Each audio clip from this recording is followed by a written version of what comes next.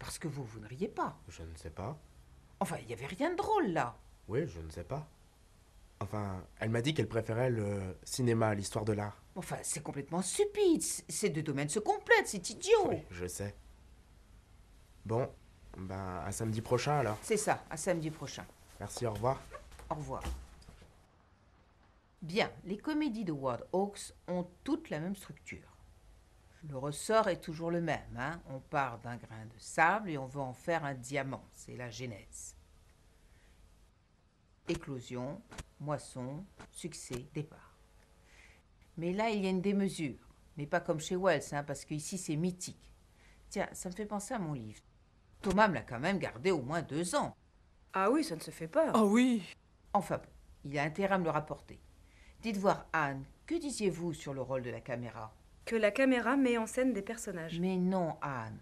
Howard Hawks est le contraire d'un conteur. La caméra ne circule pas, c'est l'action et la création des personnages. Bon, dites voir, et que m'aurait dit Thomas là? Que vous lui auriez dit que vous préfériez le cinéma à l'histoire de l'art? Ah mais pas du tout. Ah non, parce que si c'est ça, c'est pas la peine de venir. Non mais j'ai jamais dit ça, hein.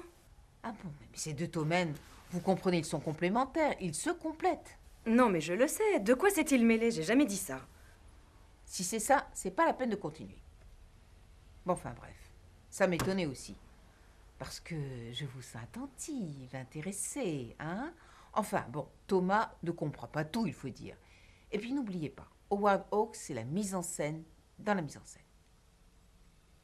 Bon, j'ai lu vos copies. C'est pas terrible, terrible. Enfin bon, ce n'est qu'un début, vous avez le temps. Enfin, va falloir progresser, hein? Bien, la caméra d'Ophuls ne cadre pas rigoureusement les personnages. C'est un champ ouvert, c'est un signe de baroquisme. Pour Ophuls, je vous renvoie au cahier de cinéma 72, 81 et 55. Bon, dites voir, Thomas. Êtes-vous sûr que Anne a une préférence pour le cinéma? Par rapport à l'histoire de l'art, c'est ce qu'elle m'a dit, oui. Non mais j'ai jamais dit ça, hein. Si j'avais su. Non, mais elle a dû me le dire pour engager la conversation. Elle le pensait pas vraiment. Non, mais vous savez, Anne, Thomas ne comprend pas tout. Bon, dites voir, Thomas, vous m'avez ramené mon livre au moins? Ah oui. Parce que vous me l'avez gardé 2 ans tout de même. Oui, je croyais que vous l'aviez lu. Que je l'avais lu, que je l'avais lu. Même. Bah oui, non mais je pensais que vous l'aviez en double. Que je l'avais en double, mais enfin, vous comprenez. Moi, j'en aurais eu besoin pour préparer mes cours. Oui, mais de toute façon, je vous l'aurais rendu. Ah oui, sur ma tombe. Bien, reprenons là où nous en étions. Abordons l'Égypte. Cette civilisation est indissociable du Nil et de ses moussons. Ceci qui les amène à s'inscrire dans l'éternité, c'est-à-dire une durée qui n'a ni commencement ni fin. L'image, en fait, perpétue l'existence, mais ce n'est pas un témoignage, c'est actuel, c'est vivant. La statue, elle doit être ressemblante, mais ce n'est pas la statue du temps de la vie, c'est la statue du temps de la mort. C'est la seule civilisation qui dure 7000 ans. À présent, avec la Crète, nous avons le travail du métal. Le travail du métal donne des idées de formes nouvelles. Mais ici, l'image ne règne pas. Donc, prenons le départ de la chronologie grecque, c'est-à-dire moins 776 avec les premiers Jeux olympiques. Chez eux, il y avait le sacrifice. Et du fait qu'on jouit de quelque chose, on doit en faire le don. De là va succéder le divin. Le temple, lui, est construit autour de la statue. Mais la statue, on ne la prie pas, on ne lui apporte pas des offrandes.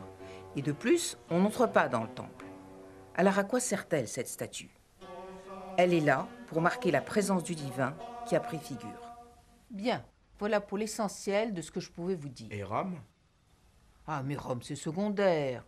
Hein, comme le disait Malraux, Rome avait une industrie d'art, chacun voulait sa statue. Alors, vous continuerez avec la Renaissance? Mais non, comment voulez-vous comprendre la Renaissance si vous n'abordez pas Byzance? Hein, vous verrez. Et pourtant au lycée, la Renaissance suit l'Antiquité. Mais c'est un contresens. Comment voulez-vous comprendre la Renaissance si vous ne passez pas par la conception chrétienne? Allez, venez lundi. Je ferai une introduction à Wells, puis je vous donnerai les questions sur le film. Et les mardis, n'oubliez pas, il donne le procès, hein, tous les mardis. Voici vos copies. Tenez, Merci. tenez. Madame Dagan, j'avais lu dans mon enfance que la bande dessinée était inventée dans la grotte de Lascaux. Ah, mais c'est n'importe quoi, ils n'y connaissent rien. Vous comprenez, ils parlent de ce qu'ils connaissent. Alors, oubliez tout ça. J'ai oublié de vous demander si vous aviez aimé le film. Ah oui, Impressionnant. N'est-ce pas? C'est surprenant, inédit comme vision. Et puis ensuite, il y a les lieux. Et dans les lieux, tout est mêlé. La vie privée et la vie professionnelle. Et puis il y a le labyrinthe, vous savez, qui a été tourné dans la gare d'Orsay. Donc le labyrinthe est circulaire, tout converge. C'est symbolique. Moi, ça m'a fait penser à Métropolis. Ah mais non, ici c'est beaucoup plus réaliste. Hein. Nous avons la société en fait contre l'individu. Il y a une sorte de tension qui tend de plus en plus vers le fantastique. Tout est juxtaposé. Ça fait penser à un organisme, c'est très cohérent. Tout est juxtaposé et démesuré. Hein? Wells est égal à lui-même. Vous savez, la démesure chez lui donne le diapason. Et puis alors, il y a cet englobant, là, c'est l'adagio d'Albinoni, hein, ça donne une atmosphère autre que totalitaire. Voilà. Alors il faut savoir aussi que Wells mettait beaucoup de temps pour faire ses montages, et je me souviens d'avoir été hospitalisée et de m'être retrouvée dans la même chambre qu'Yvonne Martin. Vous savez, sa monteuse. Et le montage aurait pris presque 2 ans. Yvonne Martin ensuite n'avait plus trouvé de travail. Eh oui. N'oubliez pas qu'il ne reste plus que des copies de la sculpture grecque. Hein. Enfin, c'était du temps, je passais plus de temps au Louvre qu'à mon domicile. Mais à présent, le Louvre est payant. C'est ça la solidarité de la part de ces pourris de socialistes. Jamais je remettrai les pieds là-bas. Jamais. Une pyramide.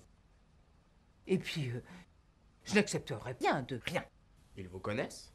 Mais on n'est jamais totalement isolé, mon petit. Les gens parlent entre eux, voyons. Non, jamais je n'accepterai quoi que ce soit d'eux. Pour tout mon rayonnement, depuis toutes ces années. Et puis Mitterrand, il sait parler, c'est un avocat. Et ils ont même installé une pyramide à l'envers. Une pyramide à l'envers. Attendez, mon petit, ça me blesse. Non, laissez. Bon, alors reprenons. Notre petit village qui dominait le Bosphore et qui va devenir Constantinople. Alors, je vous donne 2 dates. 355 et 1453 avec la prise de Constantinople par les Turcs. Alors, il fut un temps où l'on ne donnait plus de dates. C'était une grande mode. Moi, je les donne par souci de chronologie. Ainsi, l'art chrétien va avoir comme art majeur la mosaïque. Mais ici, contrairement à Rome, les smaltes sont très gros pour qu'on ne confonde pas avec la réalité présente. Le regard est important. Il y a un